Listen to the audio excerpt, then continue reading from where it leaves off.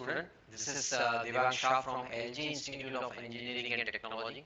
So in our previous lecture, we have discussed about the generation of AC signal, how the AC signal is being generated, making the arrangement of two magnets, and in between you have to put one conductor which is continuously moving in an anti-clockwise direction. By this way, you have generated or you have combined two important magnetic fields in between, that is called the static magnetic field and dynamic magnetic field. So by the combination of static magnetic field and dynamic magnetic field, you have generated AC signal. Now once you generated AC signal, then your next job is to understand the different parameters or various parameters are related with this AC quantities, right? So let's discuss the various parameters or AC parameters, those are related with the AC signal, right? So again we'll continue with our AC signals, or again we continue with our AC circuit, where we have already discussed about the generation of AC signal,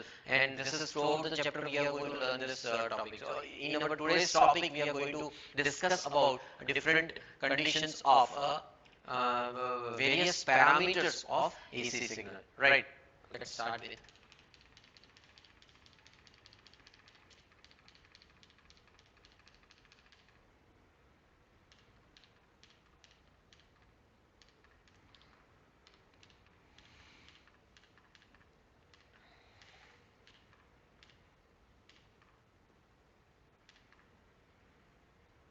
Okay. Let's start with the terms are related to the alternating wave. Let us start with the terms is related. These terms are related with the alternating waveform, right? So here you can find this is the AC signal, or it's a waveform, where in waveform there is a time, there is a magnitude. All these components. Let's first discuss about what do you mean by the cycle in this particular waveform, right? Cycle is nothing but the representation of angle 0 to 360. So it's a complete revolution. This is nothing but the complete revolution of this conductor or a loop in between these two magnets. So here we define our first term as a cycle is nothing but the one complete set of positive and negative value of an alternating quantity is defined as a cycle, right? The amplitude for a first half cycle is positive, and for another next half cycle it is a negative. So it's nothing but the one complete set of positive and negative values of this alternating quantity is defined as a cycle here.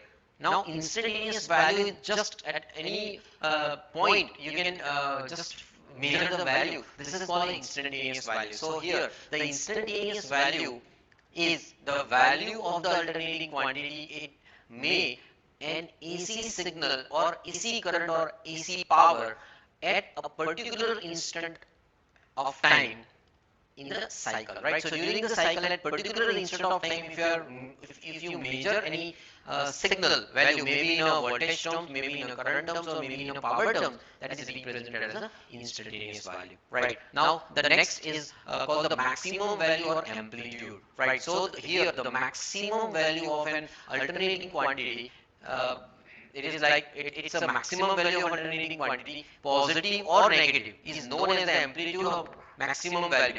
It occurs twice in a one complete cycle, once in a positive half cycle and another one is a negative half cycle, right? So here you can see this red and yellow balls, they are representing the amplitudes right now, right? So it one for a positive half cycle it is maximum, for a negative half cycle it is minimum, but in negative it is maximum. Same way, the another important parameter we define as angular frequency omega. So it is the frequency expressed in a radians or second. So it is denoted by omega, and it is given by omega is equal to 2 pi f, right? So it's a complete revolution. Again, one more important term we define as the frequency f. So the number of cycles per second is called the frequency of an alternating quantity. It is always denoted by f, and the unit is a frequency. What does it mean? See, within a 1 second, how many cycles pass through this particular signal, or how many cycles is passed through one complete second is defined as a frequency, right? The next term we define as here is a time period t, right? So it's the time taken by the alternating quantity to complete the one complete cycle is known as the time period, right? So the time required to finish the one complete cycle we define as a time period, right? So here the reciprocal of this time period we define as a frequency, and time is unit is always in a second, right? Now our next important term we define as the phase. Phase in another sense it is an angle, right? We just talk about the angle 0, 90, 180, 270, 360.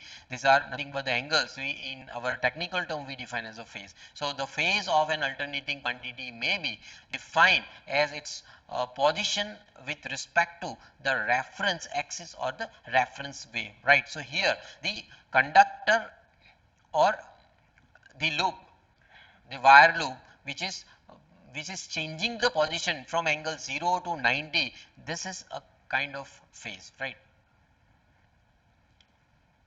Same way here, the phase difference or phase angle difference, right? So the phase difference or phase angle of the alternating quantity may be defined as the angle of the leg or lead with respect to the reference axis or a reference wave, right? So here to understand this phase difference we have to take two signals. Let's say one signal starts at the angle 0 and another signal start at the angle 30. So here the phase difference is nothing but 30 minus 0 is a 30 angle, right? That's how all these parameters are related with the AC quantities, and whenever you are going to understand any AC circuit, these following terms you can see across your path, right? Now all these AC quantities we have to make a very common terminology, because in a real world or in a real life applications, all we are dealing with AC and DC both the signals, right? So two more important values we have to figure it out. That is, one is called the average value of this AC signal, right? So it's same way, like if you want to find average value of some samples, how can you find? So just you add all these values of sample divided by the total number of samples. Same way here for this AC quantity, you can see the waveform. For the positive half cycle, we are taking the samples of the positive half cycle, and from this we can be able to find all the voltage levels like V1, V2, V3 up to V10. So there are total 10 samples, right? So we are going to add here all the voltage from V1 to V10 and divided by total number of samples is called 10. So that's how it's averaged out, right? So same way the average value of the alternating quantity is expressed by that DC current which transfer the same charges across any circuit as it transferred by the alternating current during the same time, right? So once you check here and find this average value here, you can find the average value. So that average value for the positive half cycle. So here the V average value is nothing but the area under the curve divided by base of the curve, right? So from this you will find V average value is from 0 to pi, because we are taking only from 0 to 90 angle. So from 0 to pi Vm sin omega t into d omega t divided by pi, right? So we are taking the samples from only 0 to pi. So once you are going to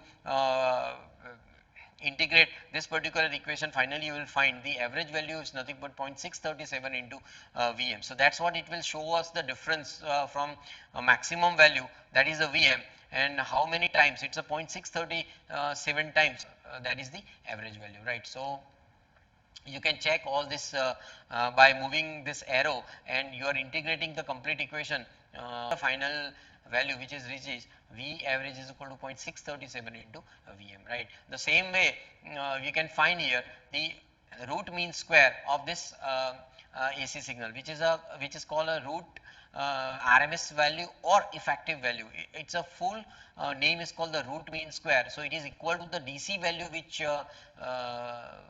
when flowing through the given circuit for a given time of produces the same heat which produced by the alternating current when flowing through the same circuit of the same time.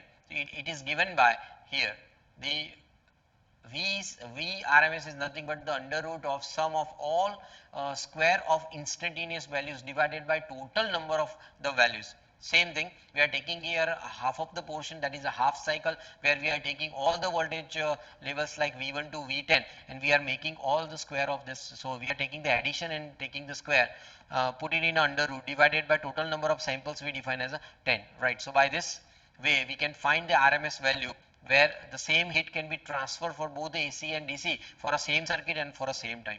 We are taking the integration of this term where V RMS value is nothing but the under root of area under the square curve divided by base of the curve. You can find this. So my V RMS value is nothing but the under root of the total area. Now for me it's for 0 to 2 pi, 0 to 360, you will get the complete swing of this signal. So it's a under root of integration of 0 to 2 pi Vm square into sine square omega t into d omega t divided by 2 pi. Now you are taking here sine square omega t is equal to, in trigonometry you will find 1 minus cos 2 omega t divided by 2. Now you are taking the integration of this term, you will find the Vrms is equal to under root Vm square divided by 4 pi and in this particular equation, so omega t from 0 to 2 pi and sine 2 omega t divided by 2 from 0 to 2 pi. This is what the limit is. So finally you will find, finally you can see the equation that Vrms is equal to under root Vm by 4 pi into 2 pi minus 0. So the final equation is nothing but V RMS is equal to Vn by root 2. So here you will find the relation V RMS and the maximum value, that is V RMS is equal to 0.707 into Vm, right. So this two most important AC parameter where average value and RMS value, right. Now why we are learning this two value is to find the judging parameters. Now there are two most important judging parameters whenever you are going to do the generation of any signals, and if you are observing these two values of this judging parameter, you can say that now this generation is the efficient generation, right. So from this average value and RMS value, my first judging parameter I define as a peak factor, amplitude factor or a crest factor, right. This is nothing but the ratio of maximum value to the RMS value of this AC quantity is known as the peak factor, amplitude factor or a crest factor, right. So once I am going to take here the peak factor is equal to maximum value, which is called a Vm, divided by RMS value, which is called 0.707 into Vm. So it's ultimately 1 by root 2 and that is equal to 1.41. So this is called the typical value of the peak factor 1.41, right. So that will show, that will tell this generation is the efficient generation of AC signal. Same way, the another parameter we define as the form factor, right. So the form factor is nothing but the ratio of RMS value to the average value, right. So RMS value is 0.707 into Vm divided by the average value is 0.637 into Vm. Once you do this, you will find the typical value is 1.11, right. So always remember, in a peak factor is always 1.41 and form factor is always 1.11. Our plant, let's say you are generating AC signal and finally at the output you are getting these two terms as a peak factor and form factor, these two values, you can be able to say that, you can conclude that the generation of AC signal is efficient, right. Thank you dear students.